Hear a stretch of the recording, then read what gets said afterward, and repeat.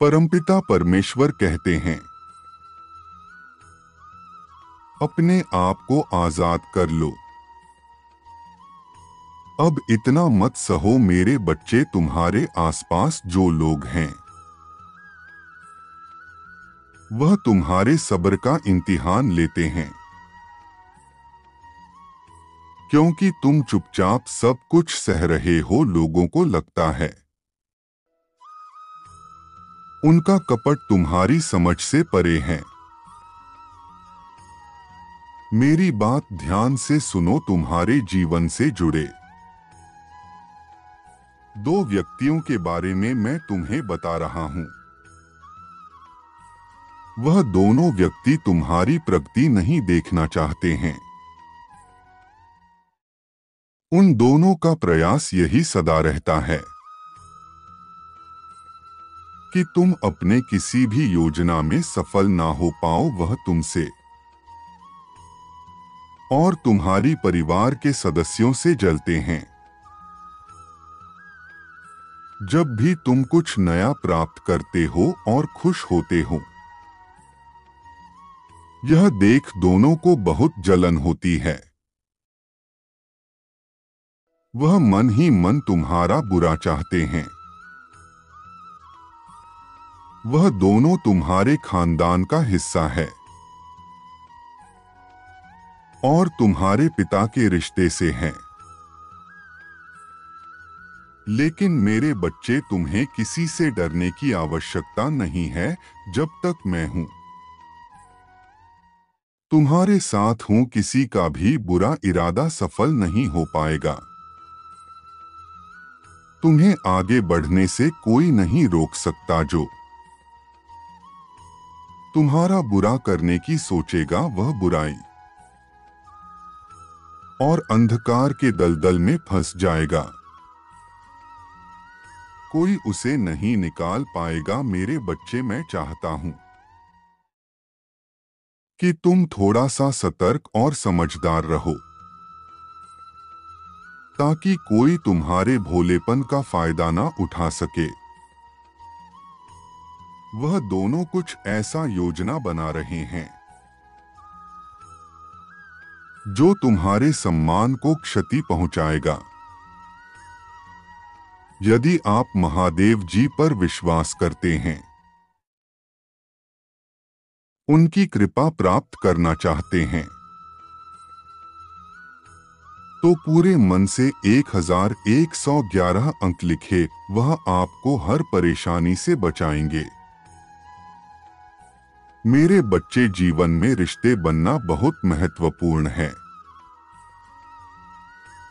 किंतु कभी कभी उन रिश्तों से दूरी बनाना भी उचित होता है जो केवल आपका क्षति चाहते हैं। अपने जीवन में सदैव विष लाने का प्रयास करते हैं और आपकी अच्छाई भी उनको बदल नहीं सकती, क्योंकि वह अंदर से ही बुरी प्रवृत्ति के व्यक्ति होते हैं। किंतु दुनिया का सारा विष ग्रहण करना तो मेरा काम है। मैं अब अपनी रचना को बचाने के लिए कोई भी विष ग्रहण करने के लिए तैयार हूं। मेरे बच्चे, में सद्बुद्धि प्रदान कर रहा हूं कि तुम अपने विवेक का प्रयोग करके अपने जीवन में आगे आने वाली सभी कार्यों का सही निर्णय ले सकोगे। मैं तुम्हें कुछ ऐसे संकेत भी प्रदान करूंगा जिससे तुम उन व्यक्तियों को पहचान सकोगे। मैं कभी भी तुम्हारा बुरा होने नहीं दूंगा,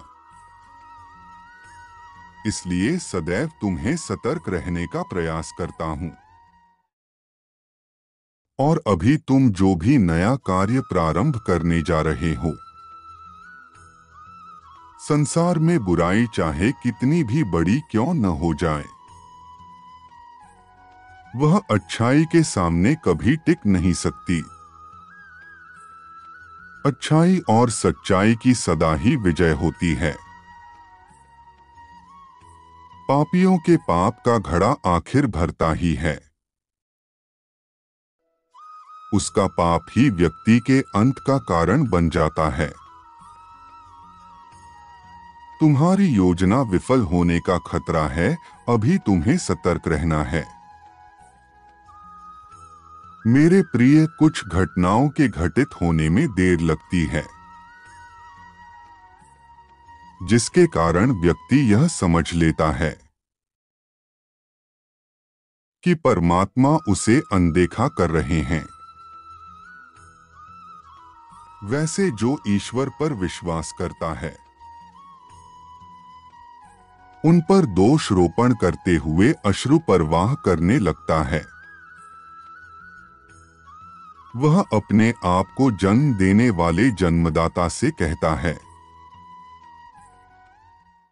आप मुझे दुख में देखकर प्रसन्न हो रहे हैं। क्या निर्माता कभी अपनी बने वस्तु को तोड़ना चाहेगा?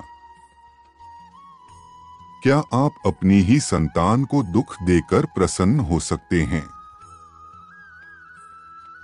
क्या हमारे परमात्मा पर यह कहना उन्हें पीड़ा नहीं देता? मेरे प्रिय बच्चे, आप अनमोल हो, इसलिए आपका चयन हुआ है। विपत्ति सभी के जीवन का मूल अंग है, किंतु जो विपत्ति में बिखर जाता है वह भटक जाता है, और जो विपत्ति में संभल जाता है वह शिखर पर जाता है। जो संकट पड़ने पर भी ईश्वर से प्रेम करना नहीं छोड़ते हैं, वह परमात्मा के प्रिय हो जाते हैं। आप विशेष इसलिए है क्योंकि आपने विपत्ति के समय अपना विश्वास नहीं छोड़ा। अब आप विजय के हकदार हैं। जिंदगी एक सिक्के की तरह है। सुख और दुख दो पहलू हैं।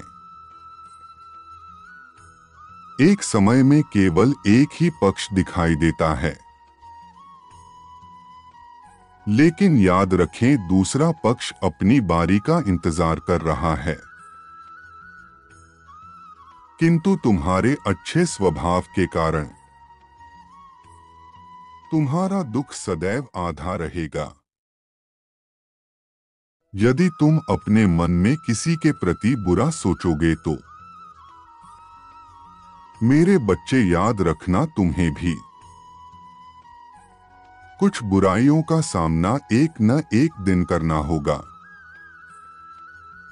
बुराई को बुराई से खत्म नहीं किया जा सकता है।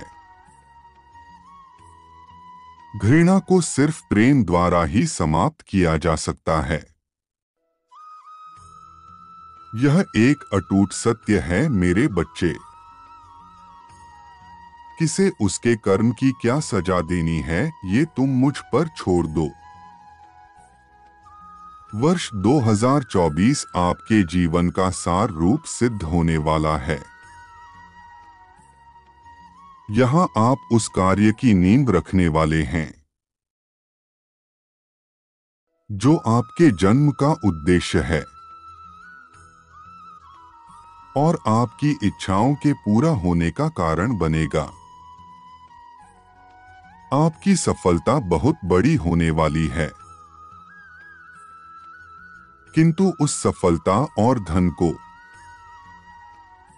अपने मस्तिष्क पर हावी मत होने देना, क्योंकि आपको आध्यात्मिक उन्नति की ओर जाना है। क्या आप खुद को परम लक्ष्य के लिए घोषित करते हैं? क्या आप सहायक श्रृंखला का हिस्सा बनने को तैयार है? यदि हाँ तो कहे, हे प्रभु, मुझे आपके सारे विधान स्वीकार है। मैं आपसे प्रेम करना नहीं छोड़ सकता। सभी को खुशी और आध्यात्मिक उन्नति प्रदान करें। ऐसा कहते हुए उस दिव्य प्रकाश को अपने हृदय में उतरने दे, जो आज आपको पूरी तरीके से नवीन ऊर्जा से भर देगा और आप चमत्कार के साक्षी बनेंगे। तुम्हारा मुझ में विश्वास देखकर मैं बहुत प्रसन्न हूं। तुम्हारी आस्था का यह परिणाम है कि मैं तुम्हें परेशानियों से बचाने का प्रयास करता हूं।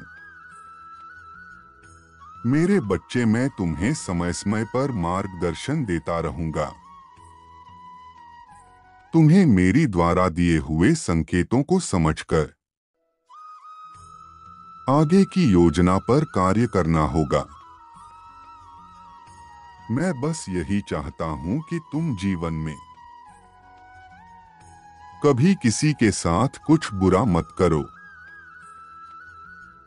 जब तक तुम सही राह पर चलते रहोगे, मैं तुम्हारा साथ दूंगा। तुम्हारी हर मुश्किल को दूर करूंगा। तुम जीवन में कोई भी गलत निर्णय ना लो, इसलिए तुम्हें सतर्क करता हूं। मेरे बच्चे, तुम निडरता से आगे बढ़ो।